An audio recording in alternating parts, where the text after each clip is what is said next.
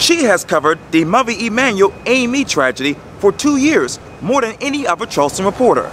In this edition of Quintin's Close-Ups, I speak exclusively with Jennifer Berry Hawes of the Courier. Jennifer, it is so good to see you. Well, it's great to see you. I appreciate this. Thanks for having me. Anytime.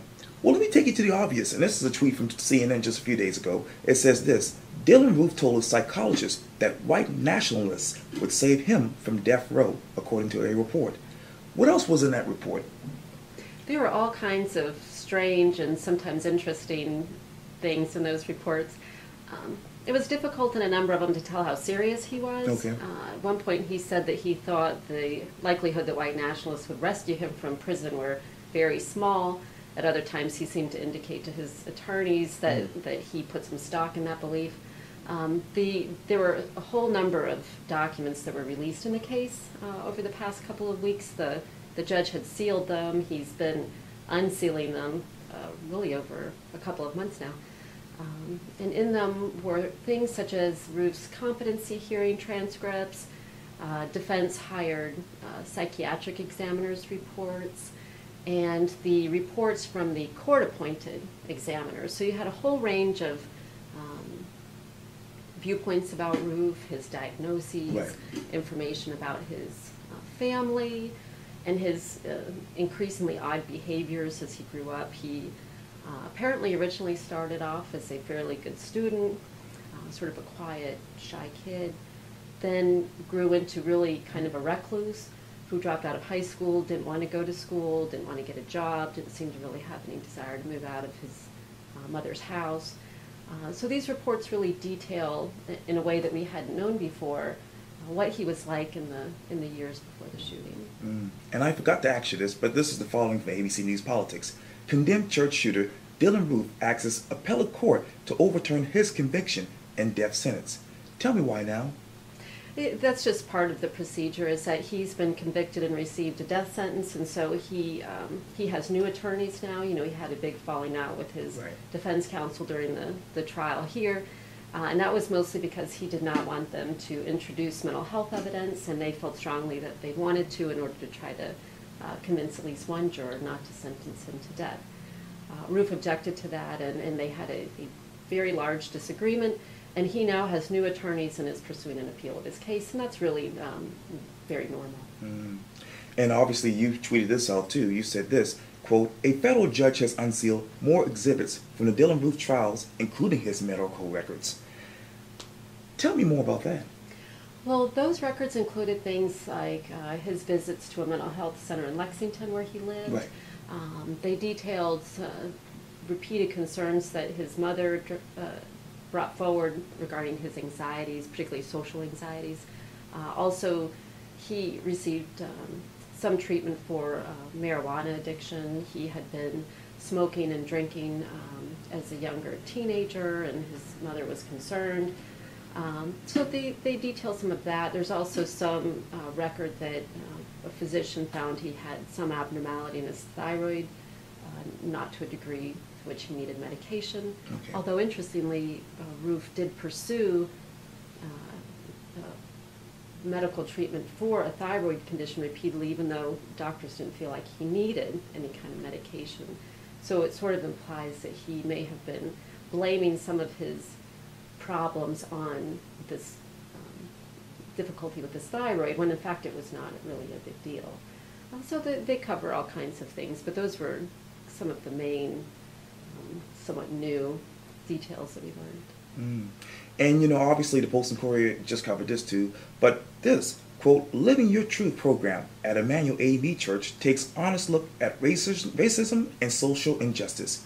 What is racism and social injustice in 2017?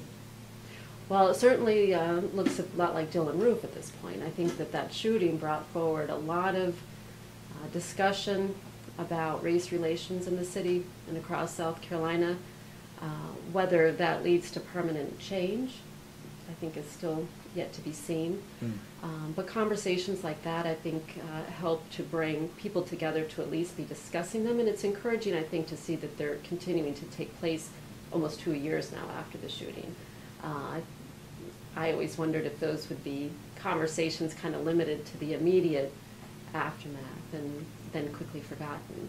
But it seems like there's a concerted effort to continue them, and I think that can only lead to more awareness of the types of thoughts and internet postings in particular in this case that can poison a person's mind. Let me take you to this, and this is actually posted on your Twitter account on May 17th. Videos of Dylan Roof jail visits show him angering mother, making father cry. I don't want to ask about what's their relationship right now because that's obvious, but what was their relationship before this tragedy? Well, we don't know a whole lot about it because they have been very private and have not spoken a whole lot to reporters. What we've been able to tell is that it appears he lived mostly with his mother, maintained a decent relationship with his father.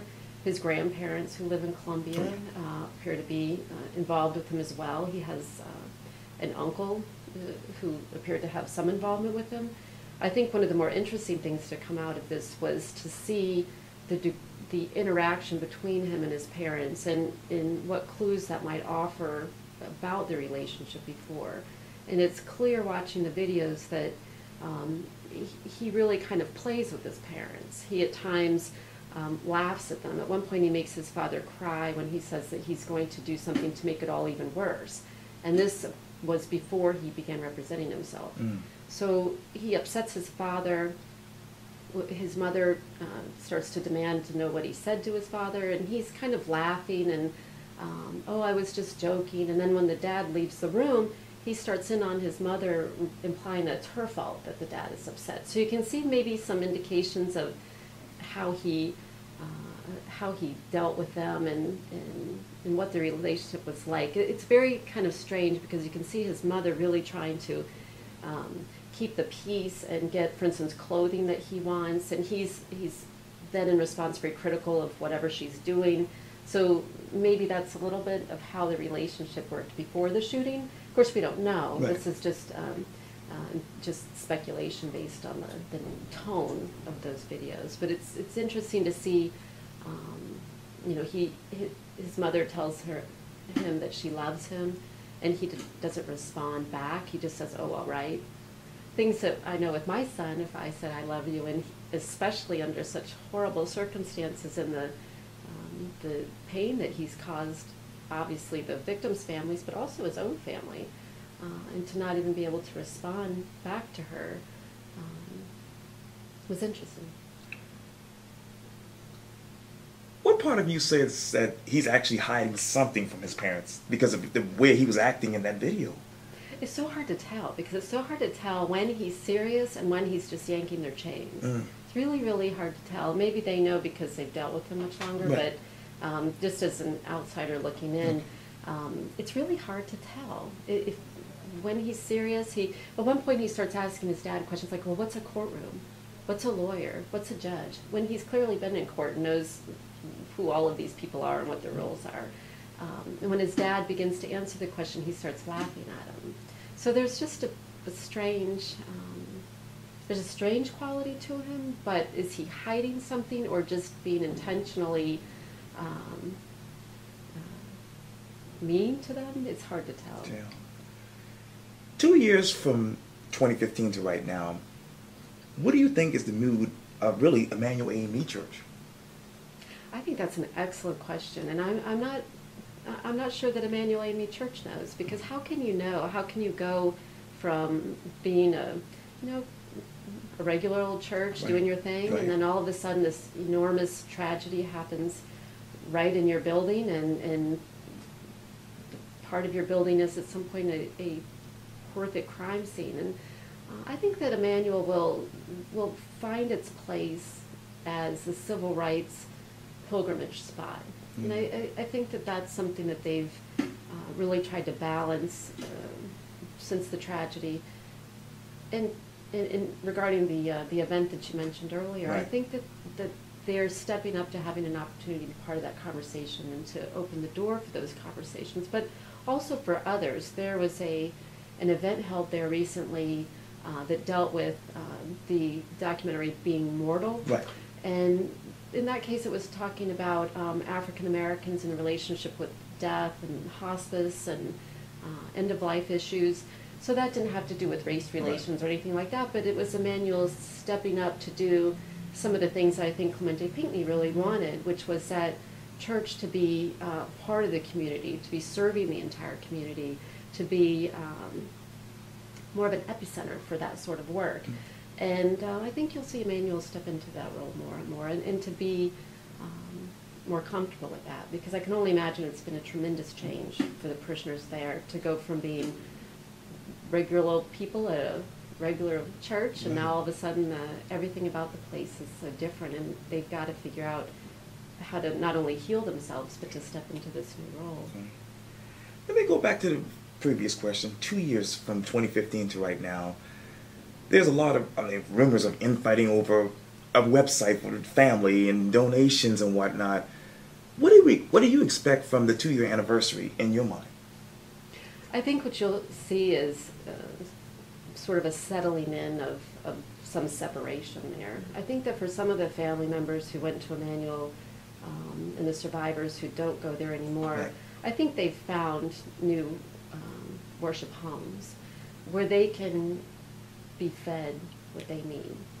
And I think, and I hope that with the 2-year anniversary, maybe everyone can settle into their separate spheres, but still be able to communicate and be together as needed.